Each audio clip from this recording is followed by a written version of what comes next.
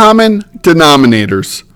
At this point in our study of fractions, we are coming across pairs of fractions that have different denominators. And looking forward, we were learning that in order to add and subtract fractions, they need to have common denominators. Today, we learned how to make common denominators. Let's have a look. So, if we're given the directions, write the pair of fractions as a pair of fractions with a common denominator. What we would do is we'd take a look at 1/2 and 1/4. We see they have different denominators. We have halves here and fourths there. We want them to have the same denominator. Boys and girls are asked to write the first few multiples for both of the denominators, for the 2 and the 4. So multiples for 2 would be 2, 4, 6, 8. We'll stop there. Multiples for 4 would be 4, 8, 12, 16. Then the boys and girls are to identify the common multiples between 2 and 4. And we have listed here. There would be many more.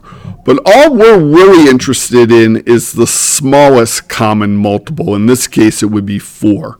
So we're going to use fourths as the common denominator.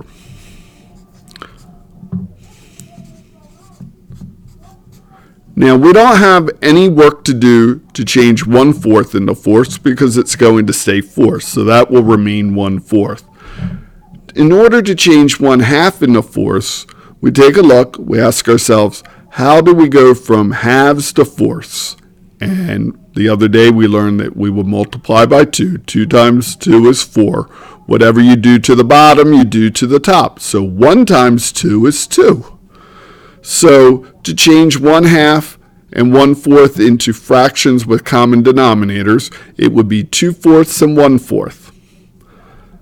If we had 3/4 and 5/8, again, we list the multiples of 4. We list the multiples of 8 because those are our denominators.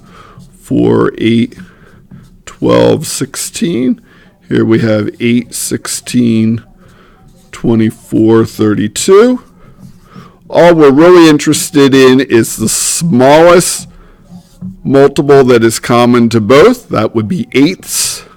We're now dismissing bus 152. Bus 152 is now dismissed. Much like the problem above, we don't have any work to do for the 5/8. That's going to remain 5/8. Over here with 3/4, how do we go from fourths to eighths? We multiply by 2. Whatever we do on the bottom, we do on the top. 3 times 2 is 6.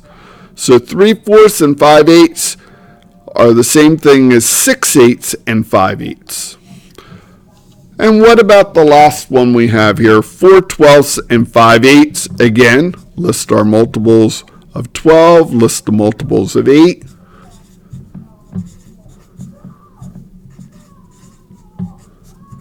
So we have 12, 24, 36, 48, 8, 16, 24, 32. I see a common multiple of 24. That's what we'll use for these. How do we go from 12ths to 24ths? We multiply by 2. Whatever we do on the bottom, we do on the top. 4 times 2 is 8. How do we go from 8ths to 24ths? We multiply by 3. We do this. We do the same thing to the numerator. 5 times 3 is 15. So the process is to find a common multiple of the two denominators and then change each of those into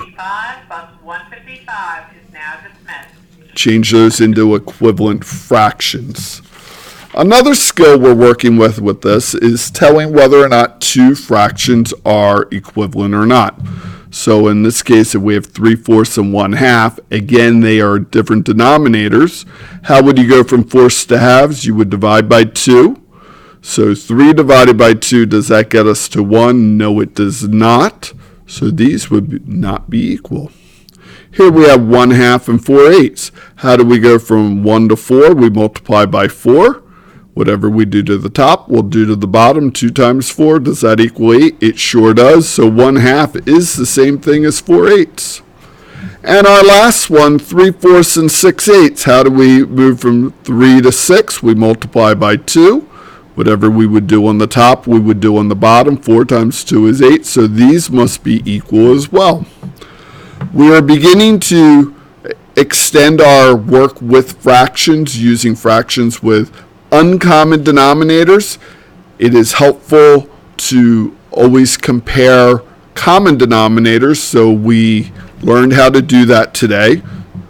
And we do that by listing the multiples of each of the denominators, finding the smallest one that is common to both, using that, and then making equivalent fractions. That is how we are doing common denominators in 4th grade.